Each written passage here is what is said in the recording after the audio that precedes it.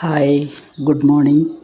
त्वमेव माता च पिता त्वमेव बन्धुश्च सखा त्वमेव विद्या द्रविणं त्वमेव सर्वं मम देवदेव। ശ്രീമദ്ഭഗവത്ഗീത 2-ാം അധ്യായം സാഖ്യയോഗം 69-ാമത്തെ ശ്ലോകം. യാ നിശാ സർവഭൂതാനാം തസ്യാം ജാഗർത്തി സംയമി യസ്യാം ജാഗ്രതി ഭൂതാനി സാ നിശാ പശ്യതോ മുനി. മലയാളം. ലോകമിന്നിരുളായി കാൺകി യോഗി കാണും പ്രഭാമയം, പകലെന്നോർപ്പതോ യോഗിക്കിരുളായി താനറിഞ്ഞിടും. അന്വയം. സർവഭൂതാനാം യാ നിശ തസ്യാം സംയമി ജാഗർത്തി യസ്യാം ഭൂതാനി ജാഗ്രതി സാ പശ്യതഃ മുനേ നിശാഹ. എല്ലാ ജീവജാലങ്ങൾക്കും ഏതാണോ രാത്രി, അതായത് ഇരുട്ട്, രാത്രി എന്നല്ല ഇരുട്ട് എന്നാണ് ഉദ്ദേശിക്കുന്നത്, ആ ഇരുട്ടിൽ സ്ഥിതപ്രജ്ഞനായിട്ടുള്ള ആൾ, അതായത് ജിതേന്ദ്രിയൻ ഉണർന്നിരിക്കുന്നു. സൂര്യനെ പോലെ പ്രകാശമയമായിട്ടാണ് ഇരിക്കുന്നത്. ഇനി യാതൊന്നിൽ ജീവികൾ ഉണർന്നിരിക്കുന്നുവോ അതിൽ ആ പകൽ തത്വദർശികളായിട്ടുള്ള സ്ഥിതപ്രജ്ഞന്മാർക്ക്, മുനിക്ക്, തത്വദർശിയായ മുനിക്ക് രാത്രിയാണത്രേ. അപ്പോൾ ഈ ശ്ലോകത്തിൽ ഭോഗിയുടെയും അജ്ഞാനനായ ഭോഗി, വിജ്ഞാനനായ യോഗി, ഇവരുടെ അനുഭവങ്ങളെ രണ്ട് തരത്തിലാണെന്ന് കാണിക്കുകയാണ്. ഈ വിഷയരസങ്ങളിൽ ലയിച്ച് കിടക്കുന്ന നമ്മൾ എന്താണോ, നമുക്ക് ബ്രഹ്മം എന്ന് പറയണത് എന്താണെന്ന് അറിവില്ല.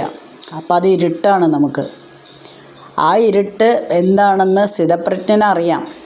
അപ്പോൾ അയാൾക്കത് ഉണർവാണ്. ഏതിലാണോ നമ്മൾ ജീവികൾ ഉണർന്നിരിക്കുന്നത് ആ പകൽ ആ മുനിക്ക് രാത്രിയാണത്ര. അതായത് അനാവശ്യ കാര്യങ്ങൾ അദ്ദേഹത്തിന് രാത്രി പോലെ തോന്നും. അപ്പം നമുക്കറിയാത്ത കാര്യത്തെ, ബ്രഹ്മം നമുക്ക് ഇരുട്ടാവാൻ കാരണം എന്താണ്? നമുക്കറിയില്ല, അതിനെ പറ്റിയിട്ട് എന്താണെന്ന് അറിയില്ല. ആ അറിവില്ലായ്മ അജ്ഞാനമാണത്. ആ അജ്ഞാനം കൊണ്ടാണ് നമുക്ക് അത് അങ്ങനെ ഒന്നില്ല, അല്ലെങ്കിൽ അതിനെപ്പറ്റി അറിയണ്ട, അത് നമുക്ക് ഇരുട്ടാണ്. കാരണം നമ്മളിൽ ഈ ബ്രഹ്മാനുഭവം നമ്മളിൽ നിന്ന് മായ മറച്ചു പിടിച്ചിരിക്കുകയാണ്. ഒരു സ്ക്രീൻ വെച്ച് കഴിഞ്ഞാൽ അപ്പുറത്ത് എന്താണെന്നുള്ളത് നമുക്ക് മനസ്സിലാവില്ല. അപ്പുറത്തൊന്ന് എന്താണെന്നുള്ളത് മനസ്സിലാവില്ല എന്ന് വിചാരിച്ചിട്ട് അവിടെ ഒന്നുമില്ല എന്ന് പറയരുത്. അത് നമുക്ക് കാണാൻ പറ്റുന്നില്ല എന്ന് മാത്രം. അതിനപ്പുറത്താണ് സത്യം. ആ സത്യം നമുക്ക് ഇരുട്ടാണ്. കാരണം കാണാൻ കഴിയുന്നില്ലല്ലോ, നമ്മുടെ അജ്ഞാനം കൊണ്ട് കാണാൻ കഴിയുന്നില്ല. അപ്പോൾ ബ്രഹ്മം എന്താണെന്ന് അറിയില്ല എന്നുള്ളതുകൊണ്ട് അതില്ല എന്ന് പറയുന്നത് തെറ്റാണ്. അപ്പോൾ നമ്മൾ യോഗിയാവാൻ ശ്രമിക്കുമ്പോൾ നമ്മളുടെ മനസ്സിലെ കറകളെല്ലാം കളഞ്ഞ് നമ്മൾ യോഗനിഷ്ഠ അനുഷ്ഠിച്ച് യോഗിയാവാൻ ശ്രമിക്കുമ്പോൾ മെല്ലെ മെല്ലെ നമ്മുടെ ആ സ്ക്രീൻ അവിടെ നിന്ന് പോകുമെന്ന് പറഞ്ഞ മാതിരി മായയുടെ മറ മെല്ലെ മെല്ലെ നീങ്ങും. അപ്പം നമുക്ക് അപ്പുറത്ത് കാണുന്ന, മറ്റേ ഭാഗത്ത് കാണുന്ന സത്യത്തെ കുറച്ചായിട്ട് ബോധ്യപ്പെടാൻ പറ്റും. ഇതാണ് ഈ ശ്ലോകത്തിൽ പറയുന്നത്. അപ്പം മനസ്സ് എന്നുള്ള മാധ്യമത്തിൽ കൂടെയാണ് നമ്മളെപ്പോഴും ഈ ജീവൻ, മനസ്സെന്ന മാധ്യമത്തിലൂടെയാണ് ജീവൻ ഈ ലോകത്തിനെ കാണുന്നത്. അപ്പോൾ ലോകത്തിൻ്റെ യഥാർത്ഥ സ്വരൂപം അവിടെ കാണാൻ പറ്റുന്നില്ല. കാരണം മനസ്സ്, നമ്മൾ കണ്ണാടി വെച്ച് നോക്കുന്ന, നീല കണ്ണാടി വെച്ച് നോക്കുമ്പോൾ എല്ലാം നീല നിറത്തിൽ കാണുന്ന പോലെ മനസ്സിൽ കൂടെയാണ് നോക്കുന്നത്. അപ്പോൾ മനസ്സിൻ്റെ നിറം എന്താണോ അത് ആ ലോകത്തിലുള്ള പദാർത്ഥങ്ങളിൽ മുഴുവനും കാണും. അപ്പം എന്താണോ നമ്മളുടെ മനസ്സ് എങ്ങനെയാണോ അതുപോലെ, അതായത് നേരത്തെ പറഞ്ഞ പോലെ ഏത് കണ്ണടയാണോ, ഏത് കളറുള്ള കണ്ണടയാണോ വയ്ക്കുന്നത്, അത് നമ്മൾ കാണുന്ന രൂപങ്ങളിൽ ദർശിക്കുന്ന പോലെ തന്നെ ഇവിടെ മനസ്സ് എങ്ങനെ ഇരിക്കുന്നോ അതിനനുസരിച്ചാണ് നമ്മൾ എല്ലാ പദാർത്ഥങ്ങളെയും കാണുകയും അവലോകനം ചെയ്യുന്നത്. പക്ഷേ ഇന്ദ്രിയങ്ങളെല്ലാം വശീകരിച്ച അല്ലെങ്കിൽ നിയന്ത്രണത്തിലാക്കിയ ഒരാൾക്ക് ഈ ലോകത്തെ ബ്രഹ്മമയമായിട്ട് കാണാൻ സാധിക്കും. ചുരുക്കം പറയുകയാണെങ്കിൽ, നേരത്തെ ഒന്നും കൂടെ അത് എക്സ്പ്ലെയിൻ ചെയ്യും പദ്യം. യോഗിയുടെ പകലെ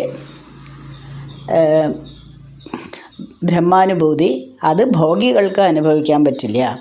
അത് യോഗി ആനന്ദം കാണുന്നതൊന്നും ഭോഗികൾക്ക് ആനന്ദം ആയിട്ട് തോന്നില്ല. അവർക്കറിയില്ല അതെന്താണ്. അവർക്കത് ഇരുട്ട് പോലെയാണ് തോന്നുന്നത്. ഇനി ഭോഗികളുടെ പകൽ, അതായത് നമ്മൾ ആസ്വദിക്കുന്നതെല്ലാം അത് യോഗികൾക്ക് യോഗികൾ അതെത്തുമ്പോൾ മെല്ലെ കണ്ണടച്ച് ഇരുട്ടാക്കുകയാണ്. അതായത് അവർക്ക് കാണേണ്ട ആവശ്യമില്ല, അവരതിൽ തൽപരരല്ല.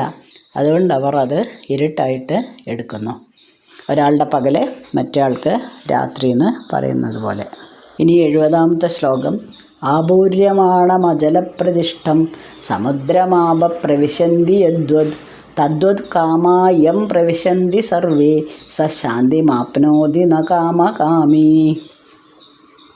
നിറഞ്ഞുമേറെ ഇളകാതെ നിൽക്കും വാരാശി തന്നിൽ നദിയെന്ന പോലെ കാമങ്ങൾ വന്നിങ്ങണയുന്നവൻ താൻ സമത്വമേൽക്കുന്നിതു കാമിയല്ല. ആപൂര്യമാണം അജലപ്രതിഷ്ഠം. സമുദ്രം എത്ര നിറഞ്ഞാലും എത്ര വെള്ളം അതിലേക്ക് വീണാലും നിലതെറ്റാതെ നിശ്ചലമായിട്ടാണ് നിൽക്കുന്നത്. ആപൂര്യമാണം അജലപ്രതിഷ്ഠം സമുദ്രം ആപഹ യദ്വത് പ്രവിശന്തി തദ്വത് സർവേ കാമാഹ യം പ്രവിശന്തി സഹ ശാന്തിം ആപ്നോതി കാമകാമി ന. എല്ലാ നദികളിലെയും ജലം സമുദ്രത്തിലെത്തുന്നുണ്ട്. എന്നിട്ടും സമുദ്രത്തിന് യാതൊരു അതിൽ വെള്ളം കൂടുന്നോ അല്ലെങ്കിൽ കുറയുന്ന പോലെ നമുക്ക് അനുഭവപ്പെടുന്നില്ല. അതേപോലെ തന്നെ യോഗിയായിട്ടുള്ള ഒരാളിൽ എല്ലാ കാമനകളും പ്രവേശിച്ചാലും അയാൾ ശാന്തിയോടെ തന്നെ വർത്തിക്കുന്നു. ഇനി ന കാമകാമി. ഭോഗികൾക്കാണെങ്കിലോ ശാന്തി അനുഭവിക്കാൻ പറ്റൂല. ഇപ്പം കാമരഹിതനായ ജ്ഞാനിക്ക് മാത്രമേ ഈ സംസാര സാഗരത്തിൽ നിന്ന് മുക്തി നേടാൻ കഴിയൂ. ഒരു കാമിക്ക് ആവില്ല എന്നുള്ളത് വളരെ വൃത്തിയായിട്ട് തെളിവോട് കൂടിയിട്ട് വിശദീകരിച്ചു കൊടുക്കുകയാണ് ഭഗവാൻ. ബ്രഹ്മനിഷ്ഠൻ്റെ ഹൃദയത്തിനെയാണ് ഇവിടെ സമുദ്രത്തിനോട് ഉപമിച്ചത്. എല്ലാ നദികളിലെയും വെള്ളം എപ്പോഴും സമുദ്രത്തിലേക്ക് എത്തുന്നുണ്ടെങ്കിലും ഒരിക്കലും നമ്മൾ അതിലൊരു വെള്ളം പൊങ്ങിയതായിട്ട് കാണുന്നില്ല.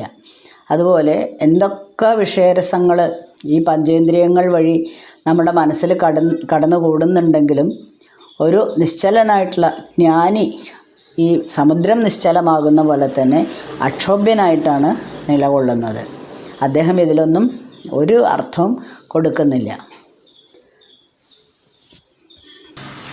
ഒരു ഭോഗിയെ സംബന്ധിച്ചിടത്തോളം ആഗ്രഹങ്ങൾ ഇങ്ങനെ വന്നുകൊണ്ടേയിരിക്കും മനസ്സിൽ. നമ്മളെപ്പോലത്തെ സംസാര സാഗരത്തിൽ ജീവിക്കുന്ന ആൾക്കാർക്ക് അപ്പോൾ മനസ്സിൽ കൂടുതൽ കൂടുതൽ ആഗ്രഹങ്ങൾ വരും.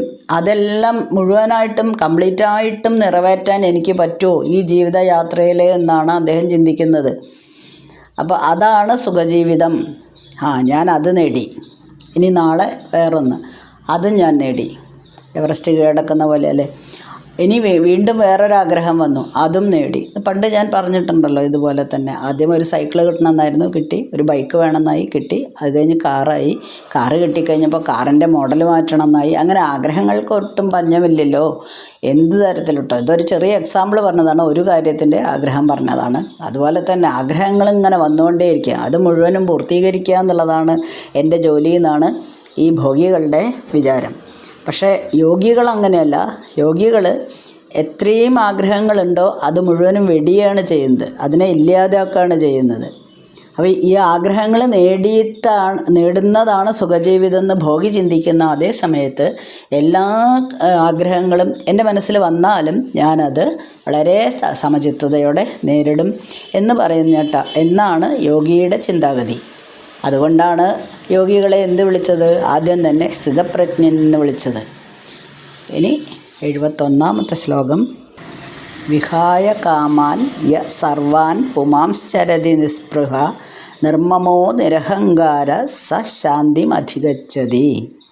കൊതി കൂടാതെ അവൻ കാമമേതും നന്നായി ഭുജിക്കലോ അഹന്താ സ്വാർത്ഥ നിർമുക്തൻ ശാന്തിയേൽക്കും അസംശയം.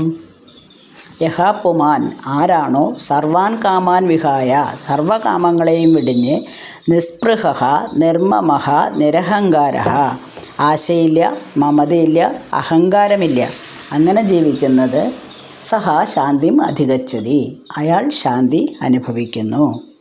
ഒരു പരമമായിട്ടുള്ള ശാന്തി അനുഭവിക്കുന്ന ഒരു യോഗിയുടെ മാനസികമായിട്ടുള്ളതും ബുദ്ധിപരമായിട്ടുള്ള അവസ്ഥയെ പറ്റിയിട്ടാണ് ഇവിടെ പറയുന്നത്. എല്ലാവരിൽ നിന്നും വിട്ടതാണല്ലോ. അതുകൊണ്ട് ഈ കാമരാഗങ്ങളെല്ലാം വിഷയങ്ങളെല്ലാം അദ്ദേഹത്തിൻ്റെ മനസ്സിൽ വന്നാലും ആ മനസ്സ് പ്രസന്നമായിരിക്കും. കാരണം അതൊന്നും അദ്ദേഹം മൈൻഡ് ചെയ്യാറില്ല, അല്ലെങ്കിൽ അതിനെപ്പറ്റി ചിന്തിക്കാറില്ല. അപ്പോൾ അർജുനൻ്റെ മനസ്സും ബുദ്ധിയും രണ്ടും രണ്ട് തലത്തിലാണ് നിൽക്കുന്നത്. അപ്പോൾ അതിൽ ചെറിയൊരു വിള്ളൽ കാണുന്നുണ്ട്, അല്ലെങ്കിൽ ഒരു വിടവ് കാണുന്നുണ്ട്. അതിന് കാരണം അഹന്തയും സ്വാർത്ഥതയും ആണ് എന്നുള്ളത് ആദ്യമേ കൃഷ്ണന് മനസ്സിലായിട്ടുണ്ട്. അതുകൊണ്ട് ശ്രീകൃഷ്ണൻ അത് മാറ്റിയെടുക്കാനാണല്ലോ ശ്രമിച്ചുകൊണ്ടിരിക്കുന്നത്, ഉപദേശങ്ങൾ കൊടുത്തുകൊണ്ടിരിക്കുന്നത്. അപ്പം നമ്മുടെ അതേ എല്ലാ ദുഃഖങ്ങൾക്കും, അർജുനൻ എന്ന് പറഞ്ഞാൽ നമ്മളെപ്പോലെ തന്നെയുള്ള ഒരാളാണ്. അപ്പോൾ നമ്മുടെ എല്ലാ ദുഃഖങ്ങൾക്കും കാരണം അഹന്തയാണ്, മമതയാണ്, ഓരോന്നിനോടുമുള്ള മമത. അപ്പോൾ അവയാണ് എല്ലാ വിഷയങ്ങളും സൃഷ്ടിക്കുന്നത്. അത് മുഴുവനും നമ്മൾ ത്യജിക്കണം. അതാണ് ശരിയായ സന്യാസം. എന്നിട്ട് ഈ പരമാത്മാവിലെ, അതായത് ഭഗവാന് വേണ്ടിയാണ് ഞാൻ ജീവിക്കുന്നത് എന്നുള്ള തത്വം അറിഞ്ഞുകൊണ്ട് ജീവിക്കാനും ശ്രമിക്കണം. അതിന് പകരം ജീവിതത്തിൽ നിന്ന് ഒളിച്ചോടാൻ ശ്രമിക്കരുത്. അത് നമുക്ക് ദോഷമേ വരുത്തൂ. അതേപോലെ തന്നെ ഞാൻ സന്യാസിയാവാൻ പോകാമെന്ന് പറഞ്ഞ് നാളെ മുതൽ ഒരു കാവ്യമുണ്ട് കൊടുത്തിട്ട് ഞാൻ സന്യാസിയാണ് എന്ന് പറഞ്ഞ് നടന്നാലോ, എന്നിട്ടൊന്നും കാര്യമില്ല. അഹങ്കാരം ത്യജിക്കണം. കാരണം മിഥ്യയാണത്. സത്യസ്വരൂപമായിട്ടുള്ള ഈശ്വരനെ അറിയണം. അങ്ങനെ നമ്മൾ ജീവിക്കണം. നിസ്പൃഹ എന്നാണ്. ശരീരത്തിന് അത്യന്താപേക്ഷിതമായിട്ടുള്ള വസ്തുക്കൾ പോലും ഇതെൻ്റെ അല്ല, എല്ലാം ആരുടെയാണ്? എനിക്ക് ഒന്നും ഞാൻ എൻ്റേത് എന്നുള്ളത് വിടണം. എനിക്കൊന്നുമില്ല, എല്ലാം എൻ്റെയാണ്, അല്ലെങ്കിൽ എല്ലാം ഭഗവാന്റെയാണ്. എൻ്റെ എന്ന് പറഞ്ഞാൽ ഭഗവാന്റെയും കൂടെയാണ്. ഇതെൻ്റെ, ഇത് അവൻ്റെ, അല്ലെങ്കിൽ എൻ്റെ ബന്ധുവിൻ്റെ, എൻ്റെ അച്ഛൻ്റെ, എൻ്റെ അമ്മയുടെ, അങ്ങനെയുള്ളതുണ്ടല്ലോ. ഞാൻ എൻ്റേത്, എൻ്റെ അമ്മ എൻ്റെ അച്ഛൻ എന്നുള്ള കൺസെപ്റ്റ് പോലും തെറ്റാണ്. അതെല്ലാം മാറ്റി എല്ലാം ആരാണ്? ഭഗവാനാണ്. അങ്ങനെ ജീവിക്കണം. നിസ്പൃഹ. ഇനി നിർമ്മമഹ. ഒന്നിനോടും ഒരു പ്രത്യേകതയില്ല, മമതയില്ല. എല്ലാം ഒരുപോലെ, എല്ലാ കാര്യങ്ങളും ഒരുപോലെയാണ്.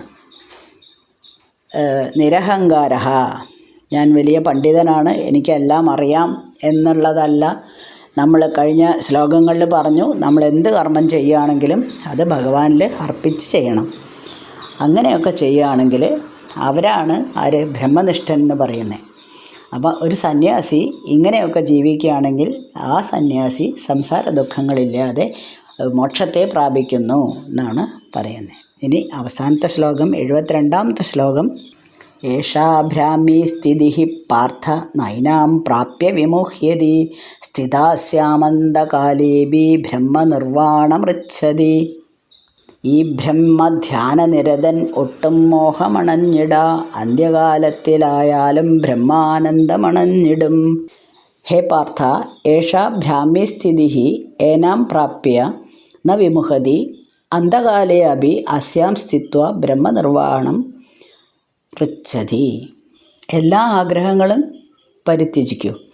ഈ ബ്രഹ്മനിഷ്ഠ നേടിക്കഴിഞ്ഞാൽ പിന്നെ നമ്മൾ സംസാര സാഗരത്തിൽ ഭ്രമിച്ചു പോവില്ല. ഇതിപ്പം ആദ്യം തന്നെ വളരെ ചെറുപ്പകാലത്ത് തന്നെ ഇതെല്ലാം നേടണം എന്നല്ല പറയുന്നത്. ജീവിതത്തിൻ്റെ അവസാന കാലത്തെങ്കിലും ഇതിൻ്റെ കുറച്ചെങ്കിലും കിട്ടിക്കഴിഞ്ഞാൽ നമുക്ക് മുക്തിയെ പ്രാപിക്കാം എന്നാണ്. അതായത് എല്ലാ ആഗ്രഹങ്ങളും പരിത്യജിക്കുക. നമ്മൾ അഹങ്കാരം വെടിഞ്ഞ് ഒരു കാര്യവും നമ്മളല്ല, നമ്മളെക്കൊണ്ട് നമ്മളാകുന്ന ഉപകരണം ഭഗവാൻ പ്രവർത്തിപ്പിക്കുകയാണ് എന്ന് തിരിച്ചറിയുക. അങ്ങനെ ജീവിക്കണം. എല്ലാം അങ്ങനെയാണെങ്കിൽ നമുക്ക് എന്ത് കിട്ടും? ആത്മസാക്ഷാത്കാരം കിട്ടും. അഹന്ത നീങ്ങുമ്പോൾ ഒരു ആത്മാനുഭൂതി, ഒരു സന്തോഷം കിട്ടും. അതിനെയാണ് നമ്മൾ ബ്രഹ്മനിഷ്ഠ അല്ലെങ്കിൽ ഭ്രാമീ സ്ഥിതി എന്നിവിടെ വിശേഷിപ്പിച്ചത്. അപ്പം ചെറിയൊരു സംശയം വരും, ഈ ബ്രഹ്മനിഷ്ഠ കൈവന്നാലും വ്യാമോഹങ്ങൾ വീണ്ടും വരില്ല, അഹങ്കാരമൊക്കെ തിരിച്ചു വരാൻ ചാൻസ് ഇല്ലേന്ന്? ഇല്ല. ആത്മതത്വം കിട്ടിക്കഴിഞ്ഞാൽ അവൻ ഒന്നിലും ചിന്തിക്കുന്നില്ലല്ലോ, ഒന്നിനെ പറ്റിയും പ്രത്യേകമായിട്ടുള്ള മമതയില്ല. അപ്പോൾ അഹങ്കാരം മിഥ്യയാണ്, ആത്മാവാണ് സത്യം എന്നുള്ളത് തിരിച്ചറിഞ്ഞ് ജീവിക്കൂ. ഇത് കർമ്മയോഗത്തിലാണ് ഇനി കൂടുതലായിട്ട് പറഞ്ഞു കൊടുക്കുന്നത്. അപ്പോൾ അടുത്ത അധ്യായം കർമ്മയോഗമാണ്. ഈ കർമ്മയോഗത്തിൽ ഇത് ഒന്നും കൂടെ തെളിയിച്ചു കൊടുക്കുകയാണ്.